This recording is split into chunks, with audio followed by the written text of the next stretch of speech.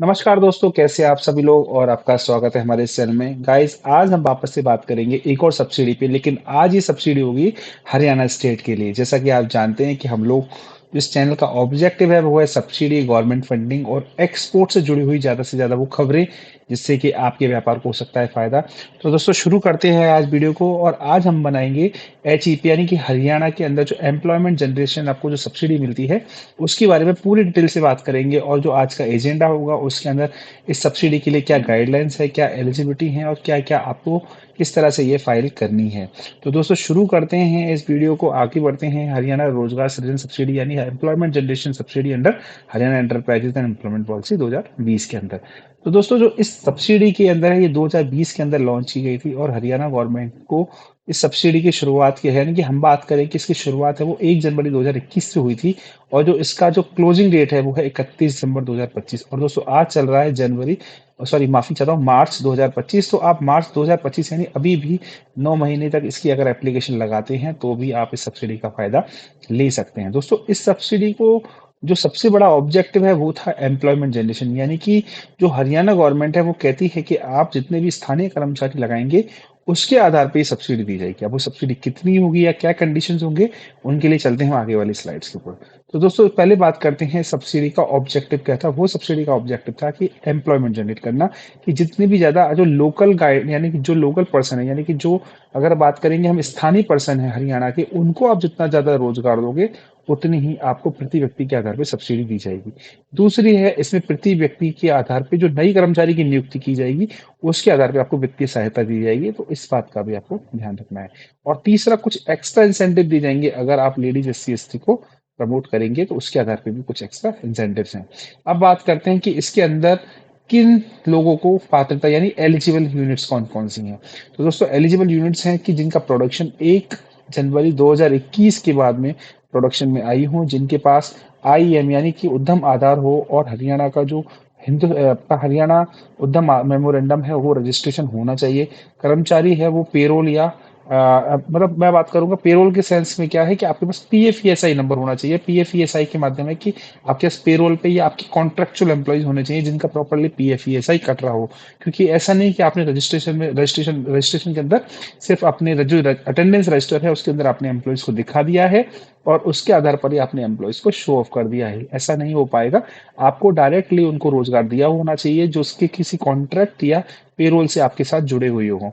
तीसरा है कि जो चौथी पॉइंट है कि जो कर्मचारी है उनका जो सैलरी है वो 40,000 रुपये प्रति माह से कम होना चाहिए। ऐसे ही एम्प्लॉय इस सब्सिडी के अंदर एलिजिबल होंगे। यानी ये सब्सिडी मिलेगी किसको, ये मिलेगी एम्प्लॉयर को, यानी मालिक को सब्सिडी मिलेगी। तो ऐसे में जो भी एम्प्लॉय 40,000 से कम की सैलरी के हैं वही इस से जो सब्सिडी है उस एम्प्लॉय के आधार पर एम्प्लॉयर को सब्सिडी मिलेगी।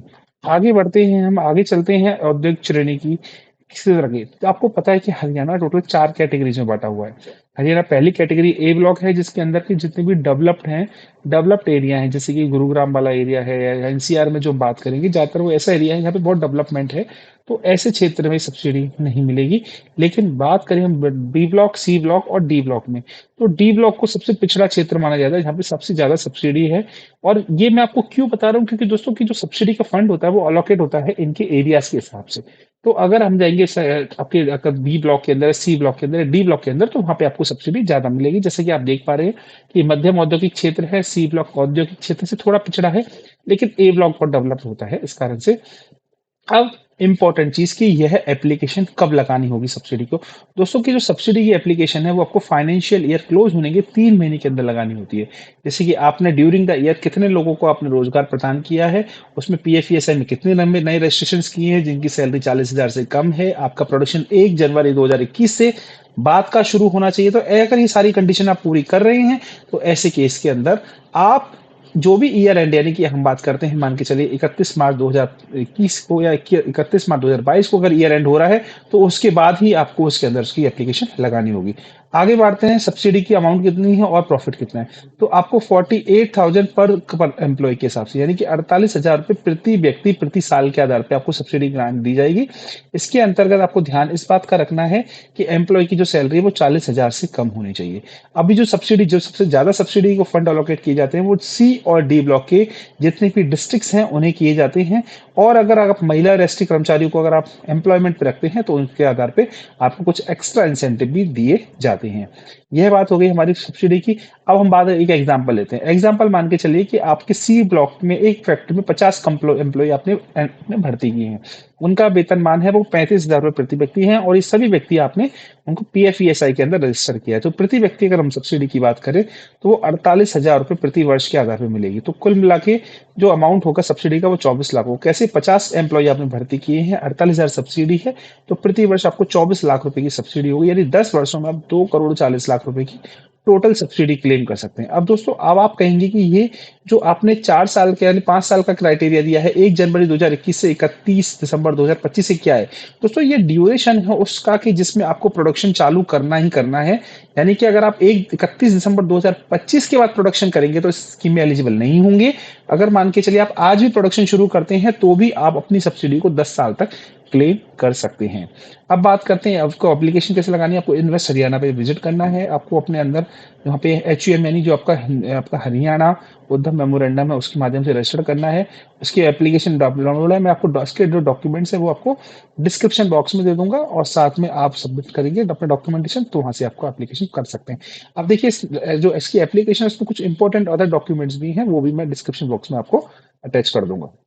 अब बात करते हैं डॉक्यूमेंटेशन और कौन-कौन से होंगे। जैसे कि आपका जो भी आपका हरियाणा का उद्यम मेमोरेंडम है, आपका पीएफईएसआई की साथ जो एम्प्लॉय की रजिस्ट्रेशन स्लिप्स हैं, यानी जो पीएफईएसआई की जो आपकी एम्प्लॉय लिस्ट है, उसके अंदर उनके चालान की कॉपियाँ आएगी। उससे ये प्रूफ होता है कि आपने प्रॉपर हर एम्प्लॉय को उनका पीएफईएसआई टाइमली जमा कराया है, तो इसका मतलब ये है कि आपने उनको सैलरी भी दी हुई है। और वेतन की पर्ची या बैंक स्टेटमेंट आपके बैंक अकाउंट से जो भी आपने उनको सैलरी ट्रांसफर की है, आपकी जो सैलरी स्लिप्स हैं एम्प्लॉयज की वो आपको अपलोड करनी है। परियोजना की रिपोर्ट है, आपकी बिजनेस व्यवसाय रिपोर्ट है, तो वो भी आपको साथ में अटैच करनी होगी इसके अंदर।